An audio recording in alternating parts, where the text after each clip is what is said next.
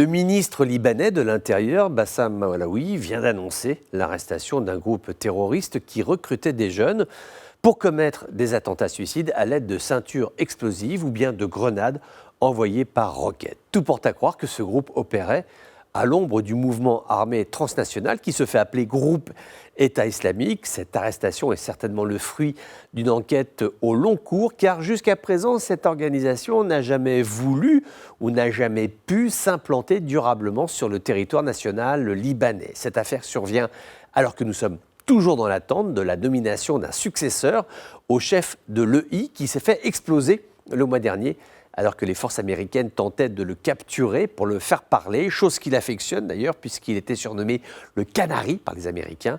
Lors d'une précédente arrestation, il avait livré aux Américains des renseignements tout à fait essentiels. Alors qui pour lui succéder? Souvenons-nous qu'après sa disparition, la liste des candidats était majoritairement irakienne. Le fait que la nomination tarde pourrait être indicatrice de débats internes, la question étant de savoir, ne serait-il pas temps qu'un Syrien soit désigné à la tête de l'EI et non un Irakien? C'est important car ce mouvement classé terroriste par l'ONU a toujours vécu une contradiction interne et profonde. D'un côté, il se rêve transnational, il pense que son discours concerne tous les pays dans le monde, et de l'autre, il n'arrive jamais à se défaire de ses contingences nationales. Il voudrait oublier qu'ils sont irakiens, ça ne fonctionne pas. Il existe toujours en interne un courant irakien, un courant syrien. Et si demain, le chef retenu est syrien, cela pourrait faire craindre un retour significatif de l'organisation en Syrie. Alors pour l'instant, le groupe tient une cinquantaine de kilomètres carrés à côté de Deir ez-Zor, vallée de l'Euphrate. Ses cellules sont opérantes sur la façade est du pays, la grande zone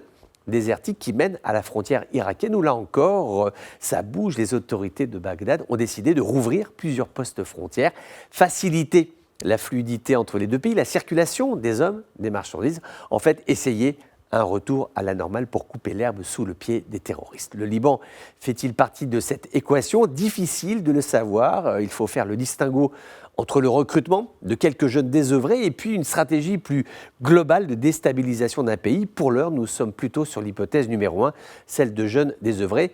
Maintenant, ils étaient prêts à passer à l'action, ces jeunes, peut-être au Liban. Donc voilà, ce sont des signaux faibles qui réclament toute notre vigilance compte tenu des capacités de nuisance de ce type d'individus.